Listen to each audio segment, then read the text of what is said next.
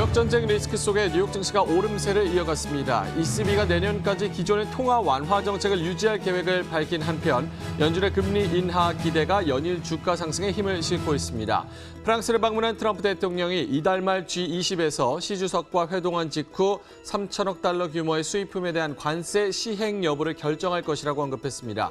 추가 협상을 갖지 않겠다는 뜻으로 풀이됐습니다. 유럽중앙은행이 내년 상반기까지 현행 수준으로 금리를 유지하기로 했습니다. 다만 무역 분쟁 등으로 인한 불확실성에 대응하기 위해 금리 인하 가능성은 열어뒀습니다. 또 올해 유로존 지역 성장률은 1.1%에서 1.2%로 올렸으나 내년 성장률은 1.6%에서 1.4%로 하향 조정했습니다. 그는 이어 부정적인 우발 상황의 경우에 필요하다면 ECB는 금리를 인하할 수 있다고 밝혔습니다. 국제유가는 급락 하루 만에 다시 반등했습니다. WTI는 전날보다 1.8% 오른 배럴당 52달러 59센트의 거래를 마쳤습니다. WTI는 전날 기준으로 최근 고점인 4월 이후 22%나 급락했는데요. 약세장에 진입했다는 평가입니다. 최근 미중 무역전쟁 격화와 지난주 미국의 원유 재고가 급증했다는 소식에 급락세를 보이고 있습니다. 중국에서 아직 지난해 사업보고서를 발표하지 않은 은행은 바오상 은행을 포함해 19곳에 이른 것으로 알려졌습니다. 이들의 자산 규모만 4조 4,700억 위안, 우리 돈 약 760조 원인데요. 이 가운데 상당 부분이 악성 채무로 추정되고 있습니다. 투자은행 바클레이즈는 중국에서 지방의 중소은행이나 다른 금융기관의 탈출이 더 늘어날 것으로 보인다면서 중국 정부가 인수하거나 다른 금융기관에 인수되는 형태가 될 것이라고 분석 중입니다.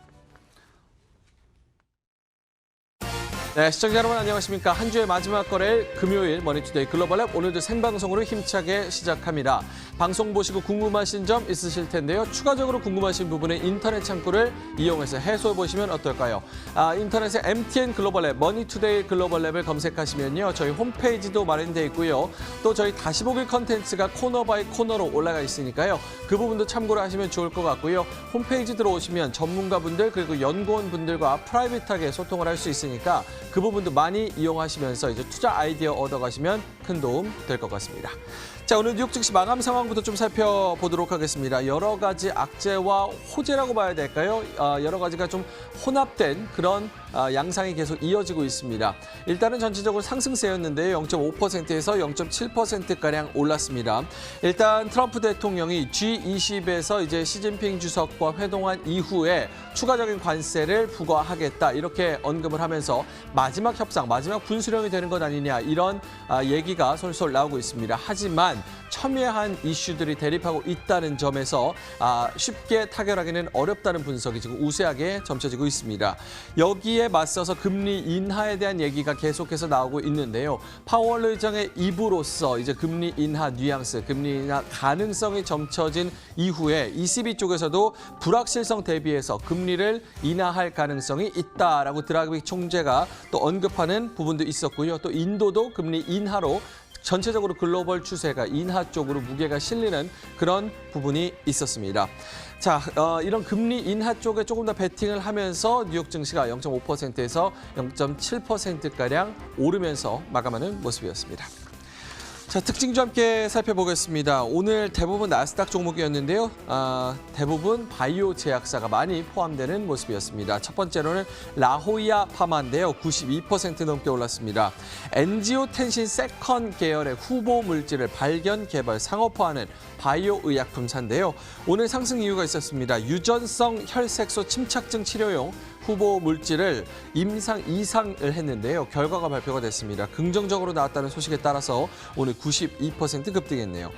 두 번째로는 콘트라비어 파마입니다. 나스닥에 역시나 상장되어 있는 회사, 비알코올성 지방 간염과 이 바이러스 간염으로 인한 만성 간질환 치료제 개발에 상업화하는 그런 바이오 제약사입니다. 오늘 상승 이유는요. 동물을 대상으로 하는 전 임상에서 후보 물질, 이 간 섬유화를 유의미한 수준으로 감소시켰다라는 보고서가 나오면서 41% 급등했고요. 또 이 프로탈릭스 바이오테라퓨틱스라는 회사도 있었습니다. 치료 단백질, 제조합 치료 단백질 개발, 생산, 상업화하는 바이오 제약사였는데요. 상승 이유는 프로탈릭스와 이 키에시사가 파브리병 치료를 위한 단백질을 신속 승인을 FDA에 신청했다라는 소식이 나오면서 35% 급등했습니다. 오늘 50센트의 거래를 마쳤습니다. 자, 이렇게 뉴욕 증시 전반적인 상황 알아봤는데요. 좀 더 자세한 흐름 알아보겠습니다. 시황센터의 김민지 앵커 연결합니다.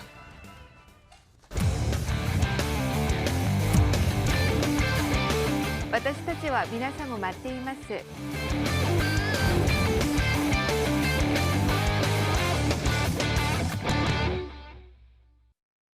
시장 흐름 지금부터 정리해 보도록 하겠습니다. 무역 분쟁과 연준 이 두 키워드 사이에서의 계속해서 저글링이 이번 주도 이어지고 있습니다. 우리 주식시장이 쉬어갔던 어제 그 새벽에도 미국 주식시장은 연준발 호재의 랠리를 펼쳤는데요. 오늘은 어떻게 등락 이어나갔을까요? 한번 보도록 하죠. 자, 종가 먼저 확인하겠습니다. 다우가 0.71%, 180포인트 이상 올랐고요. S&P 500과 나스닥 역시 상승권에서 거래 마감이 됐습니다. 장 초반의 흐름은 혼수로 다소 약했습니다. 연준발 그 호재의 힘이 조금 떨어지는 듯 했고요. 여기에다가 계속해서 관순에 대해서 여기에 대한 시장의 위협, 여기에 대한 관심도가 높아졌기 때문입니다.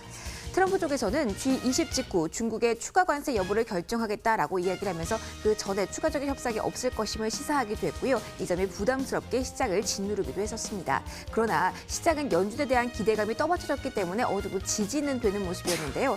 자, 계속해서 월스트리트저널 등 주요 외신 쪽에서는 금리 인하에 대한 목소리를 높이고 있는 시점입니다. 월스트리트저널 보도에 따르면 연준이 이르면 이달부터 금리 인하를 시작할지 금리 인하 논의를 시작할 수도 있다라는 보도를 하기도 했는데요. 시장의 기대감을 그대로 반영한 뉴스를 내놓기도 했습니다. 자, 그렇게 큰 움직임은 없었던 오늘장, 오전장 그리고 오후장으로 넘어가는 시점이었는데요. 장 마감 2시간 정도를 앞두고 시장은 뚜렷하게 위쪽으로의 흐름을 자리 잡기 시작했습니다. 오늘장 대표적인 호재, 유일한 호재라고도 볼 수가 있겠는데요. 블룸버그발 보도에 따르면 트럼프 정부가 멕시코산 수입품 관세 부과를 오는 10일이 아닌 그 이후로 연기할 수 있다라는 보도가 나왔습니다. 지금 관순에 한참 민감한 시기에 이런 뉴스가 나온 점에 시장은 어느 정도 환호하는 모습이었고요. 보시는 것처럼 일제히 상승, 다우는 장중에 200포인트까지 상승폭을 확대하기도 했습니다. 자, 오늘장 이슈들까지 좀 점검을 해봤고요. 유럽으로 가보시죠. 일단 지수 먼저 보겠습니다.